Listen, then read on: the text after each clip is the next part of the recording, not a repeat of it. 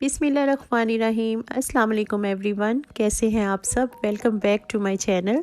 तो आज मैं आपके साथ कोई रेसिपी शेयर नहीं करूंगी। इनफैक्ट मैं दो पराठे बनाना आपको सिखाऊंगी और ये बिगनर्स के लिए है, जिनको बिल्कुल भी जो नई नई कुकिंग बच्चियां सीखती हैं, ये उनके लिए वीडियो है।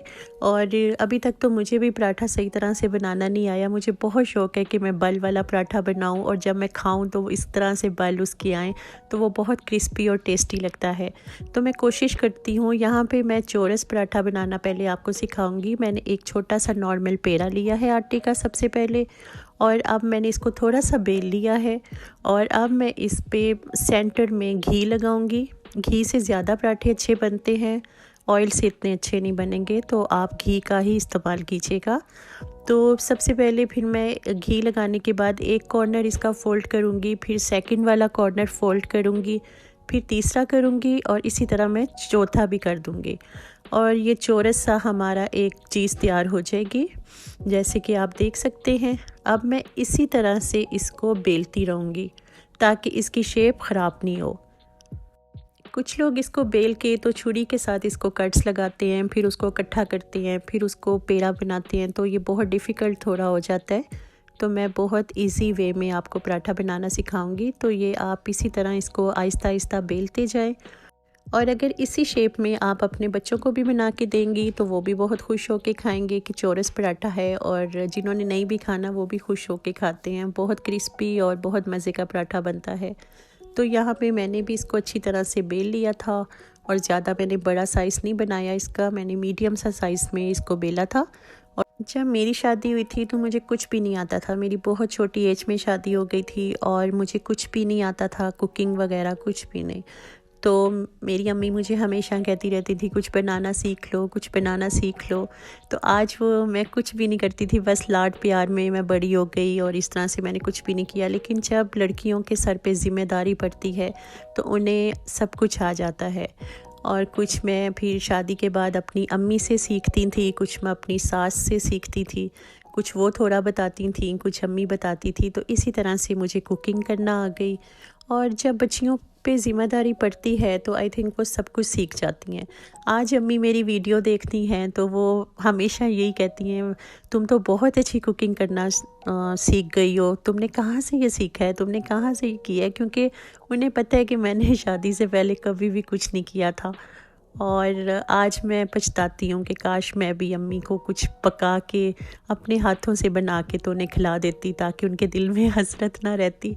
खैर, और जब ज़िम्मेदारी लड़कियों के सर पे पड़ती है तो उन्हें सब कुछ आ जाता है। यहाँ पे हमारा ये चौरस पराठा बहुत क्रिस्पी सा बन के रेडी है, ये आप देख सकते हैं, बहुत टेस्टी बनता है। और दूसरा, मेरी अम्मी बनाया करती थी बचपन में, मैं उन्हें देखा करती थी जब वो पराठा बनाती थी तो मैं उन्हें हमेशा देखती थी, लेकिन मैंने कभी बनाना नहीं सीखा, ना उन्हें बना के दिखाया। और ये मेरी अम्मी का तरीका है। वो पहले इसी तरह एक आटे का पेड़ा लेती थी और इसको इसी तरह से प्रेस करके तो इसके अंदर घी लगाती थी और उसको अच्छी तरह से स्प्रेड कर देती थी।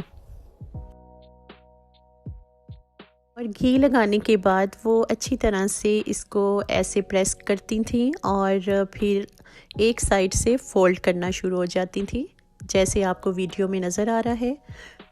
इसको बिल्कुल एक क्रीम रोल की तरह आपने बना लेना है इस तरह से, और इसको फोल्ड करके तो इसको इस तरह खींच खींच के आपने फिर राउंड में गोल कर देना है।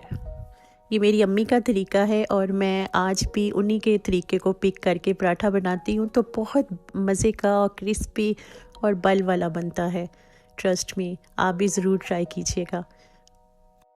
और मेरी अम्मी मेरे अब्बू को ये वाला पराठा सुबह नाश्ते में बना के दिया करती थी। अब्बू बहुत शौक़ से पराठा खाया करते थे और वो साथ अचार भी लेते थे घर का बना हुआ, और थोड़ा सा सालन भी लिया करते थे, और थोड़ा सा पराठा खा के वो हमेशा मुझे सुबह सुबह दे दिया करते थे।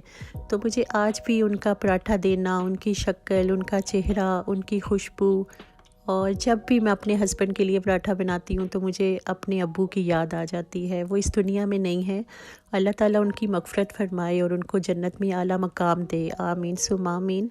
और मेरी अम्मी को सेहत तंदुरुस्ती के साथ लंबी ज़िंदगी अता करे, आमीन। और आप भी इस बात से रिलेट करेंगे कि माँ बाप है तो जहान है, माँ बाप नहीं है तो कुछ भी नहीं है। तो आप एज के किसी भी हिस्से में पहुंच जाएं तो आपको माँ बाप की कमी हमेशा फ़ील होती है।